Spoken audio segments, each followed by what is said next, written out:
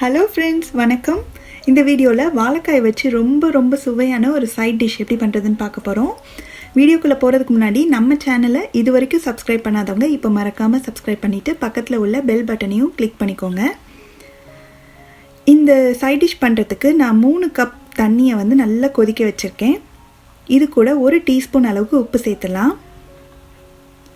இதில் 2 வாழைக்காயை 2 பக்கம் நுனியையும் கட் பண்ணிவிட்டு 2ஆக வெட்டி எடுத்து வச்சுருக்கேன். இதை ஒன்று ஒன்றா இந்த கொதிக்கிற தண்ணியில் சேர்த்துடலாம்.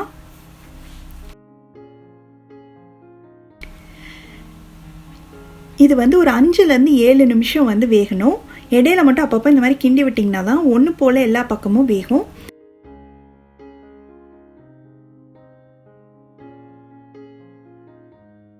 வாழைக்காய் ரொம்ப சாஃப்டாக வெந்துடக்கூடாது, கின்னுனே இருக்கணும். ஆனால் லேசாக சாஃப்டாக இருக்கணும். அது எப்படி கண்டுபிடிக்கிறது அப்படின்னு பார்த்தீங்கன்னா, ஒரு 5லேருந்து 7 நிமிஷத்துக்குள்ளே நீங்கள் கத்தியை லைட்டாக அப்படி குத்தி பாருங்கள்.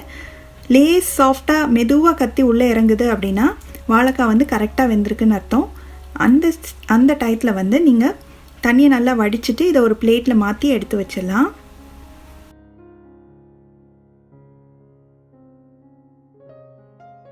நல்லா ஆறணும். நல்லா ஆறுனதுக்கப்புறமா அதோட தோலை எடுத்துட்டு இந்த மாதிரி ரெடி பண்ணி வச்சுக்கோங்க. இப்போ இந்த வாழைக்காயை துருவிக்கணும். இந்த மாதிரி பெருசாக விழுகிற துருவலில் துருவி எடுத்துக்கலாம்.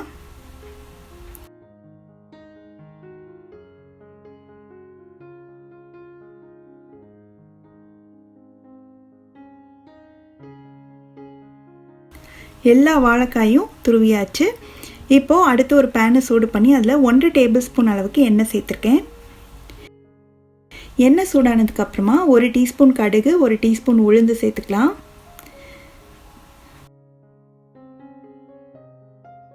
கடுகு உளுந்தும் நல்லா பொரிஞ்சதுக்கப்புறம் 5 சின்ன வெங்காயத்தை பொடியாக வெட்டி சேர்த்துக்கோங்க. கூடவே 2 பொடியாக நறுக்குன பச்சை மிளகாய், கொஞ்சமாக கருவேப்பிலை, இதெல்லாம் லேசாக வதக்கி விட்டுலாம்.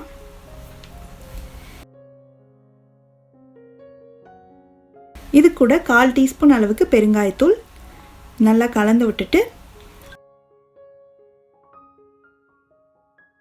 1/4 டீஸ்பூன் மஞ்சள் தூள், 1/2 டீஸ்பூன் மிளகாய் தூள் சேர்த்து லேசாக வதக்கி விட்டுலாம்.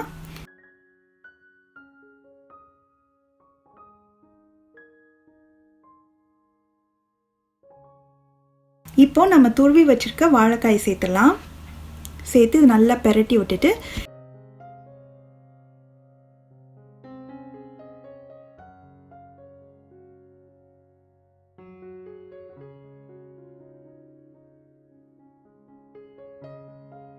இதுக்கு தேவையான அளவு உப்பு சேர்த்துக்கலாம். வாழைக்காய் வேக வைக்கும்போது கொஞ்சமாக உப்பு சேர்த்தோம், அதனால் இதில் கொஞ்சம் கவனமாக சேர்த்துக்கோங்க.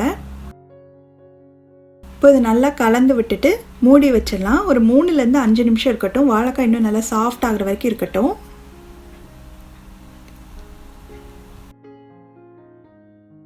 இப்போ திறந்து பார்க்கலாம். பாருங்கள், வாழைக்காய் எல்லாமே நல்லா வெந்துருச்சு.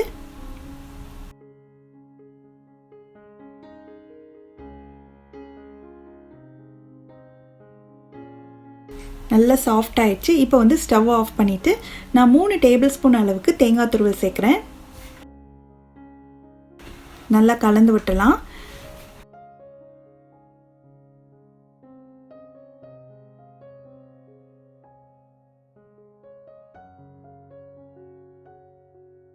இது கூடவே ஒரு 1/2 டீஸ்பூன் அளவுக்கு எலுமிச்சம்பழத்தோட சாறு சேர்த்துக்கலாம். இது ஒரு நல்ல புளிப்பு சுவையோடு சாப்பிட்றதுக்கு ரொம்ப நல்லாயிருக்கும்.